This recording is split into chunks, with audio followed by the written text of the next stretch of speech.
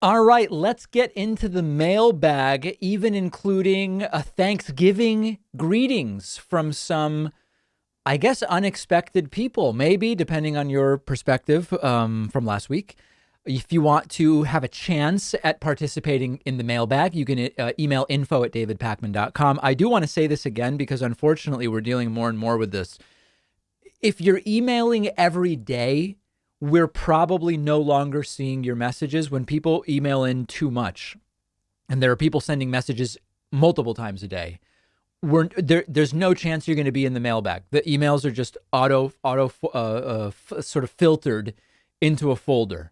And, let's quality over quantity. Let's keep it there. info@davidpakman.com. Let's go right into the first one, which is you're a loser and a racist. And of course, almost mandatory that which is supposed to be you are contracted to YOU''RE, misspelled as YOUR.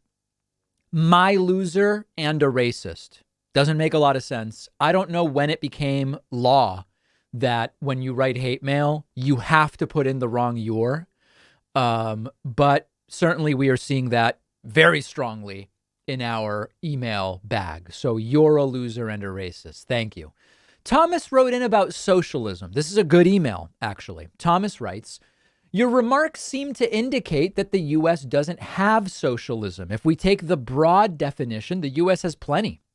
Social Security, Medicare, minimum wages, etc., and more than enough government support for large industries, a socialism that predates that for the majority. One political party has been trying for decades to eradicate socialism for 70 to 80% of the people, which would leave more wealth to shovel up to the plutocracy. If we don't take the broad meaning of the word, shouldn't we also drop the broad meaning of capitalism? Vulture capitalism, vampire capitalism, mom and pop operations, etc., corporations and the financial behemoths that use wealth of the capital class to rake more of it up for them. A lot of really good points here and points that we've made. When I say the United States is not a socialist country, what I mean is that at the top level, socialism, including a socialized ownership of the means of production, is not the model.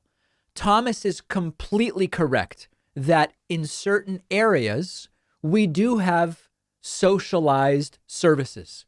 And you can even include more police in most places. Some places have sort of like private police forces, but police in most places, firefighters in most places. Social Security is a socialization of sorts. Medicare, yes, we have the military. And so when we say we are not a socialist country, we mean one thing about it. We mean when the right says it's socialist to have Obama phones, as Jesse Lee Peterson once told me, or whatever. This is not a socialist country or government at the top level, but we have socialist elements within it for sure. Next email is from Bruce.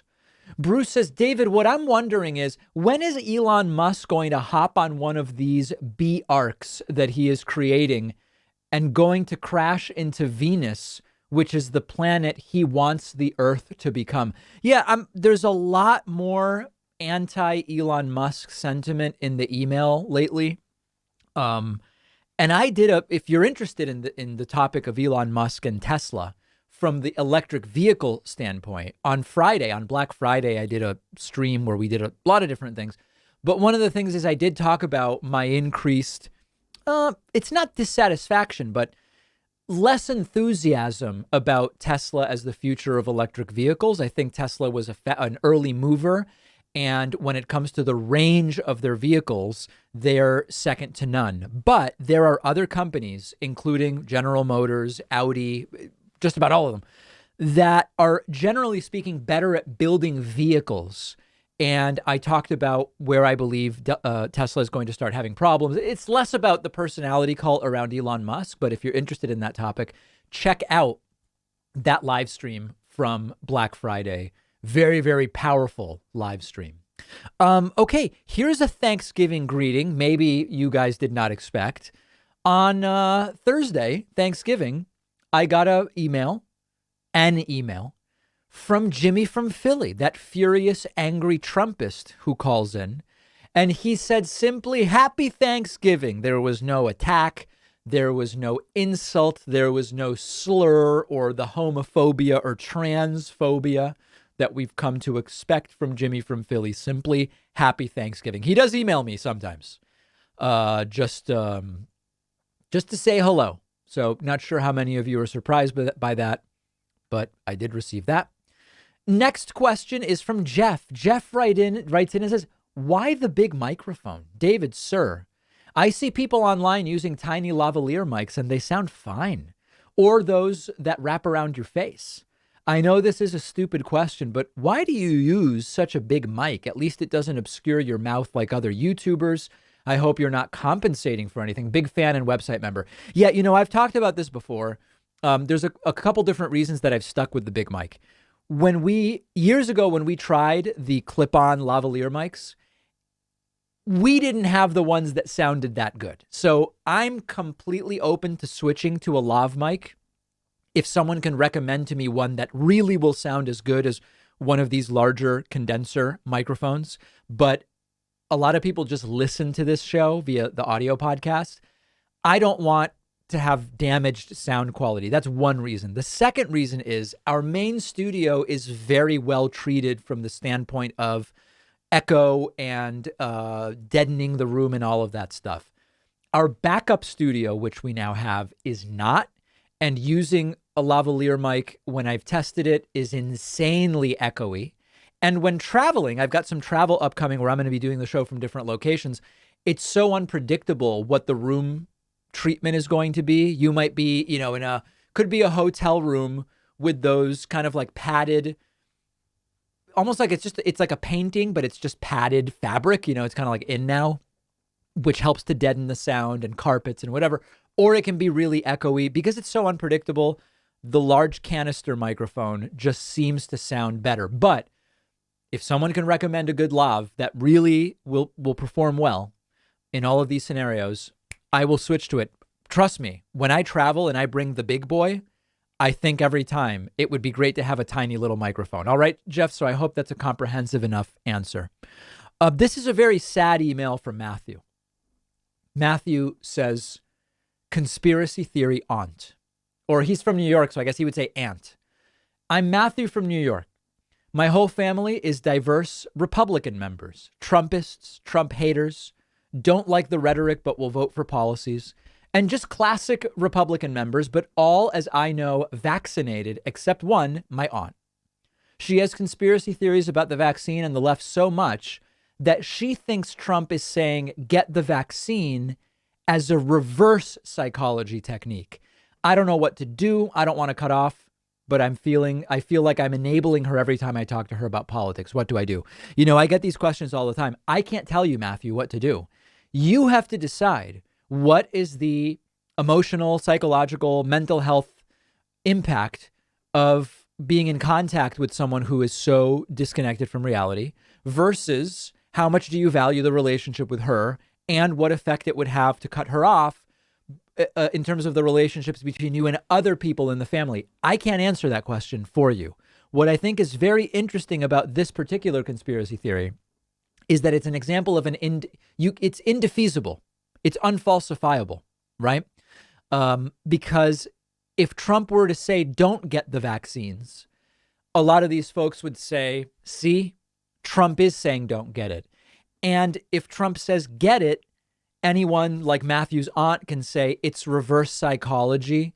What he really is wanting people to do is not to get it, even though he's saying that you should get it. So that's any kind of unfalsifiable claim like that is very, very tough because no matter what he says, they come to the same conclusion. So I don't really have advice on the personal thing, but it is a very tough conspiracy theory to deal with. Next message came in via Facebook. I don't suppose you would be interested to hear or see this, but the restaurants in my town have started to put Let's Go Brandon on the bottom of tickets. I figured you know what it means. Guy Mon, Oklahoma pub on the bricks. Yeah, I've seen reports of this where you go, oftentimes at restaurants, the receipt has some kind of message at the bottom. Sometimes it's thank you for your business, happy holidays, thank you for coming, we appreciate you, stuff like that. There are some restaurants that have started to put at the very bottom of the rest of the restaurant receipt, "Let's go Brandon," which is of course code for F Joe Biden. It's one of the cringiest new right-wing phrases, which they think is super clever. And it's not. I wouldn't go to such a restaurant. If I ever saw that at the bottom of a receipt, I would never go back. Everybody's got to decide for themselves what to do. Last one coming in via Twitter. This user says, "David Pakman, you seem to suffer from a pretty severe case of autism that has only intensified over the years. It's hilarious that you'd call anyone a doofus," referring to the judge in the Rittenhouse case. "It's hilarious that you'd call anyone a doofus. How hard were you bullied growing up? Or were you just socially awkward to the point of becoming socially crippled?" Very, very big shot across the bow. Of course, if anybody knew about my first jobs, which I've talked about here on the show, which were very, very much sales oriented, dependent on rapidly reading social cues and building rapport with people you've just met, you might come away with a different conclusion. But a very interesting response here to me saying that Rittenhouse judge was wacky, wasn't he? So congratulations to everybody who got their messages into the mailbag today. You can write in info@davidpakman.com. You might notice all of the emails that get on are one paragraph. So the multi-page emails, as much time as may have gone into them, which we appreciate very much, they're not going to make it onto the mailbag. And we have a fantastic bonus show coming up for you today. Sign up at joinpakman.com. You will get access to the bonus show instantly, as well as the commercial-free audio and video feeds of the show. We will see you then.